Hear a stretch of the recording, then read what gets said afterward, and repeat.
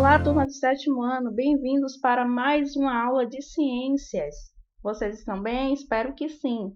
Hoje faremos a introdução da nossa terceira unidade.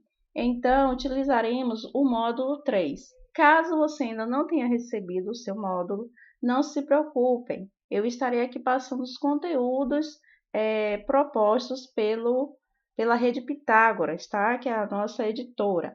Então, fiquem atentos para a sequência de conteúdos que eu vou mostrar daqui a pouquinho sobre o capítulo 3, né? Na verdade, o módulo 3 de vocês, tudo bem? Então, o módulo traz a seguinte proposta: a sua saúde depende da qualidade do ambiente? Ou seja, está fazendo uma pergunta aonde teremos que buscar as soluções, as respostas. Será que o meu bem-estar físico, mental, está relacionado à qualidade do ambiente? E o que é qualidade? Então, no capítulo 1, vem trazendo seres vivos e ambiente.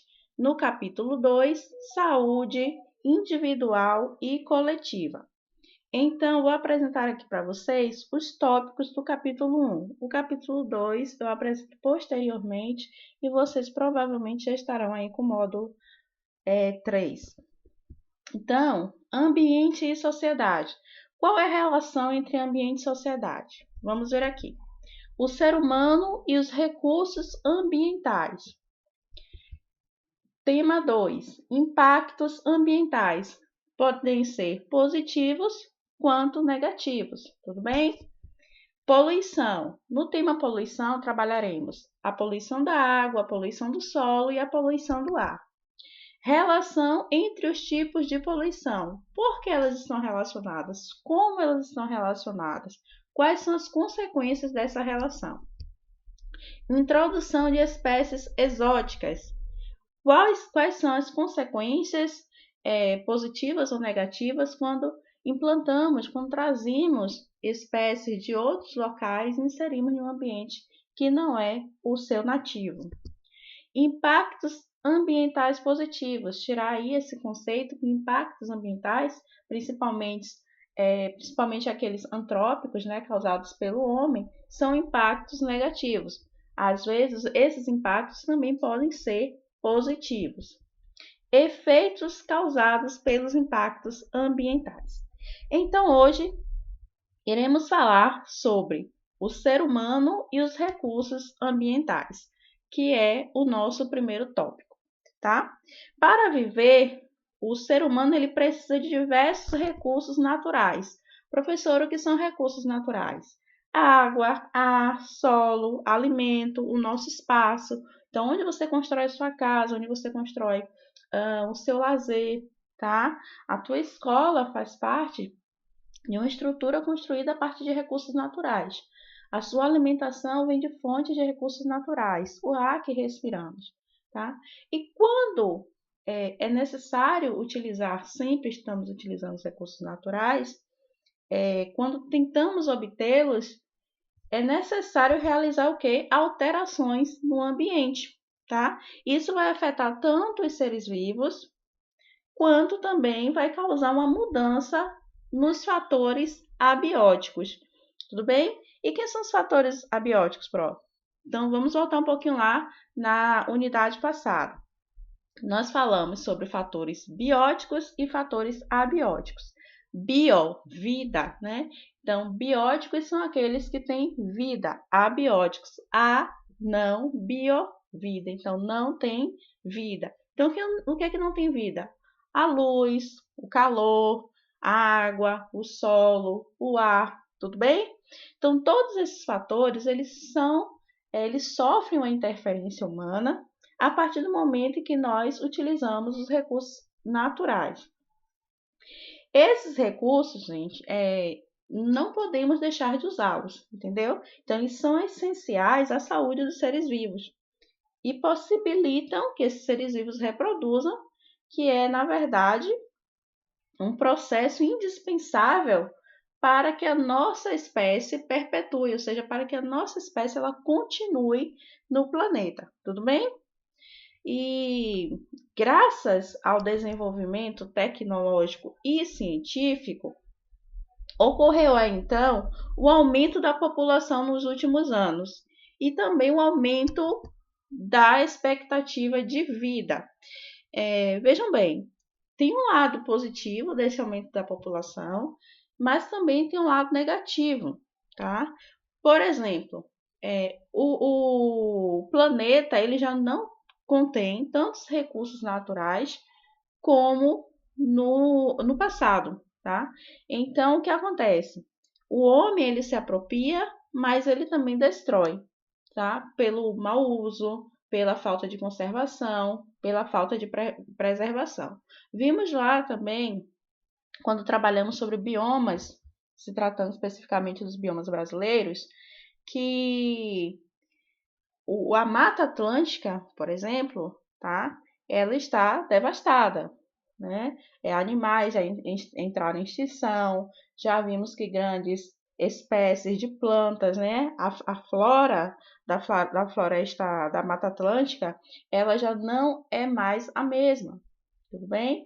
Vimos lá no gráfico, no mapa, a proporção de destruição que foi assim abrasiva, né, dentro dessa proposta aí de natureza. Vimos também a floresta amazônica, as queimadas, desmatamento, enfim. Então vejam bem, os recursos eles também estão o quê? Se esgotando, tá? O que pensava-se ser um recurso natural, renovável, que não ia acabar, era a água. E nós estamos vendo aí todo o debate, toda a discussão para a preservação, para o bom uso, para o uso correto desse recurso natural. Entendem? Então, quando a população aumenta, ela precisa ser educada a conservar, ela precisa ser educada a deixar este recurso para gerações futuras, tá? O que nós chamamos então de sustentabilidade. A expectativa de vida ela aumenta, ok, muito bom, mas essa expectativa de vida, né, a pessoa conseguir alcançar mais de 80 anos é ótimo, mas que para isso tenha saúde, o ambiente esteja limpo, um ar puro, correto? A água não esteja contaminada. Não adianta superlotar e não ter uma qualidade, concorda? Aqui nós temos o crescimento da população humana ao longo do tempo, tá? Então, nesse gráfico, vai trazer aqui a amostra a amostra, né, no gráfico, a amostra desse aumento, desse crescimento da população humana, desde 1960 até 2018. Vejam aí que já estamos em 7,5, né, aproximadamente bilhões de pessoas no mundo. Entendem isso? Então, a necessidade dos recursos naturais antigamente era assim uma necessidade local, tá? Então, se acontecesse, por exemplo, uma crise de alimento no Império Romano, as pessoas, né, estivessem passando fome, isso não chegaria lá a uma população indígena. Assim, nós podemos entender que esse agravamento, né, dos desastres naturais, também dos desastres ocasionados aí pelo homem, ele pode interferir de certa forma para outros grupos, para outras populações, tá? Aqui temos uma taxa de crescimento da população mundial. Então, gente, estima-se lá que em 2100, não sei quem estará vivo para provar em 2100, mas estima-se que em 2100 esse número vai diminuir. Esse número, esse aumento de crescimento aí vai diminuir. Tudo bem? Isso é ótimo. Por quê? Não no sentido das pessoas morrerem, que é ótimo, mas eu digo porque o planeta ele não comporta, não tem recursos o suficiente para tantas pessoas. Então seria uma má qualidade de vida, seriam mais doenças. Nós estamos vivendo aí no período da pandemia, que já dizimou milhares de pessoas, né? Então, vejam bem, vírus surgem, doenças surgem, mutações de vírus. Então, como esse planeta suportaria viver tanto tempo com tantas pessoas, se já estamos em 7 bilhões de pessoas, daqui para 2100? Imagine que essa taxa de crescimento ela continuasse. Não suportaria, tá? Seria mais fome, mais miséria, mais doença. E fora os desastres naturais, como terremoto, furacão, tsunami, etc., que acaba aí contribuindo para que o planeta ele não tenha uma saúde, digamos assim, tão positiva para suportar esse número demasiado de população. Tranquilo? Então, continuando, como eu havia falado, a população mundial ela está aí a mais de 7 bilhões de pessoas, tá? E a Organização Mundial de Saúde, a Organização das Nações Unidas, a ONU, ela estima, né, que até 2030 chegará a 8,5 bilhões, em 2030.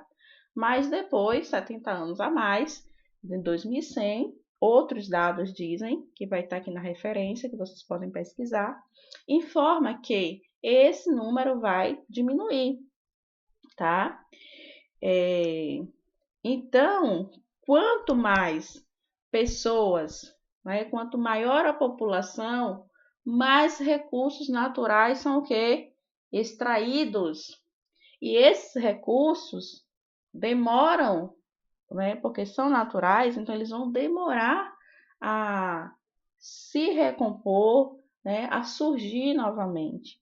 Imaginem, então, que desastre seria aí se essa população continuasse a crescer demasiadamente e ainda com expectativa de vida alta, né? Um acidente ambiental, por exemplo, gente, ele pode causar danos a populações vizinhas, né? Como eu já acabei de falar aqui. Mas vamos dar um exemplo aqui. Por exemplo, um derramamento de petróleo, tá? Que ocorre aí em determinado local, no rio ou no mar, enfim. As pessoas que vivem nesse local, elas são pesqueiras, né? Nós podemos dizer assim que a maioria eles são pesqueiras. A sua fonte econômica, o seu modo de vida, o seu emprego, às vezes o seu lazer está relacionado à pesca. Tudo bem? Vejam bem, primeiro temos aí um caos, né? Uma destruição da parte da natureza, porque o rio está o quê? Contaminado. O rio agora está poluído, tá? Então está poluído, está contaminado com petróleo, que é um recurso fóssil, tudo bem? Vejam bem, quando esse petróleo ele está sobre, né, a água, ou seja, está na superfície da água, ele vai causar um bloqueio na radiação solar, tá? Que vai para esse rio, que vai fazer com que as plantas cresçam e que são os alimentos dos peixes ou de outros animais aí. Tudo bem? Então vejam, o fitoplâncton já está comprometido.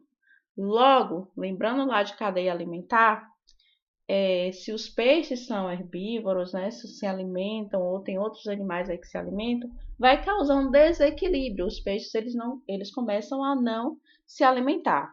Logo, esses peixes morrem. Esses peixes morrendo vão atrair o quê? Bactérias que vão decompor. Essas bactérias vão eliminar substâncias que vão fazer com que essa água fique sem condição de uso, tá? Ela não pode ser utilizada aí, nem pelos moradores, por ninguém. Então, vejam uma consequência gradativa das coisas. Agora a gente chega para a população ribeirinha, dos pesqueiros, das pessoas que vivem aí, né? Desse recurso que vem diretamente dos rios, dos mares, etc.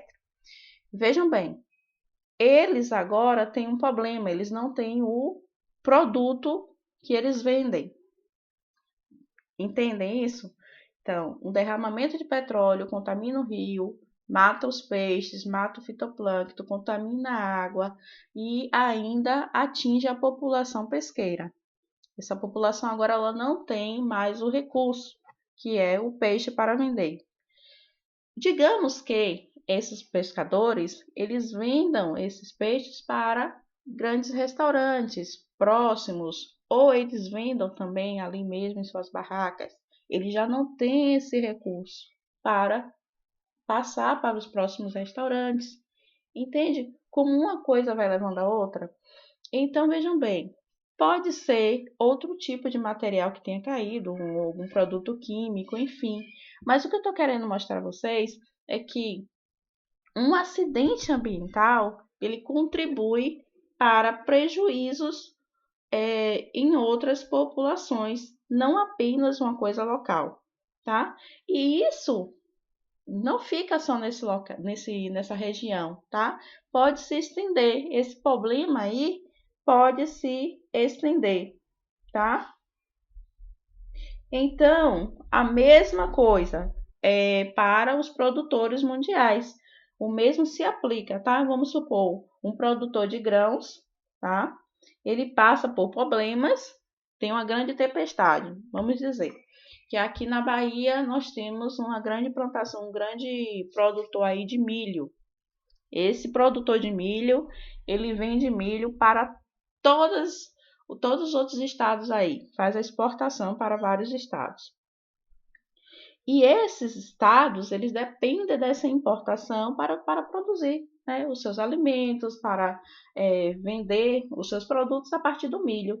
Se vem uma peste, né, quando eu falo peste, no sentido de uma praga, né? Se vem uma praga, se tem algum problema na lavoura que vai impedir que esse milho cresça, por exemplo, essas outras pessoas vão sentir a necessidade, vão sentir a falta desse recurso, entende?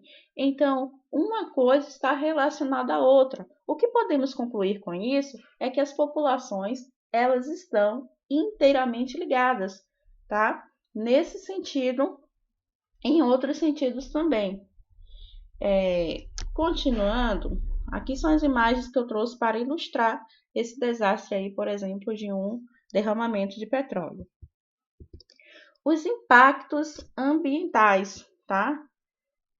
São, na verdade, alterações significativas no ambiente decorrentes das ações antrópicas, ou seja, as ações causadas pelo homem. Vocês entendem aqui que o homem está se referindo a homem no sentido homem, mulher, tanto faz. Né? Então, estou falando aqui dos seres humanos, tá? Então, por exemplo, a construção de uma usina hidrelétrica, tá? Tem os efeitos, os impactos ambientais que podem ser brandos ou mais graves. Eu trouxe aqui como exemplo a usina hidrelétrica da Pedra do Cavalo aqui da nossa cidade de Cachoeira, Bahia. Na verdade, está relacionado às regiões vizinhas, às cidades vizinhas de Cachoeira, entre Cachoeira, São Félix e Governador Bangabeira. A princípio, qual era a intenção? Abastecer as regiões aí metropolitanas da cidade de Salvador, tudo bem?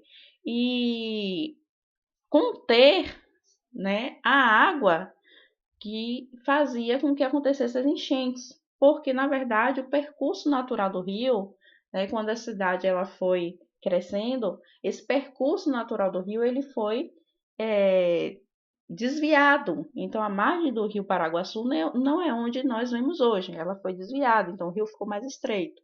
Então quando tinham as grandes cheias, o rio retorna, né, a natureza retorna, trazendo aí a água para o seu percurso natural.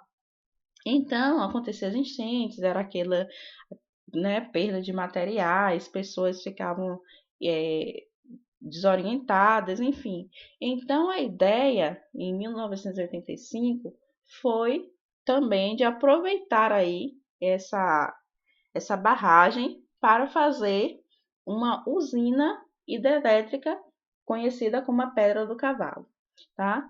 Então,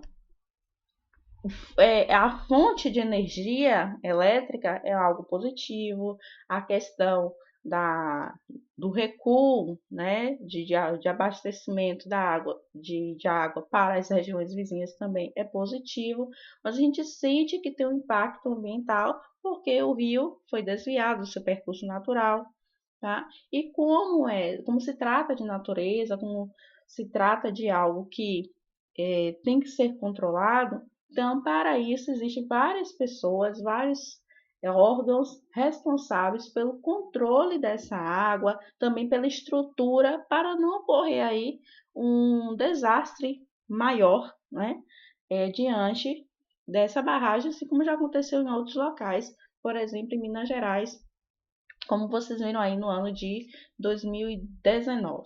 Tudo bem?